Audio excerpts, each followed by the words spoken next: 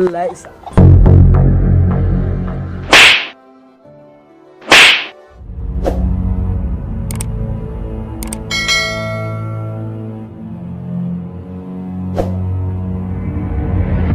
Ranka ya daɗe, wallahi akwai matsala. Gice dai ba wani abu ne ya samu ɗana ba dai. Ba abin da ya same shi, laifi ya aikata. Ɗana baya taɓa yin laifi. Aiko yayi domin ya kama Idi ɗan gidan Audu sarkin noma ya ɗaure shi a jikin bishiya ya sa an mai duka ya hana a bashi abinci. Yi min daidai.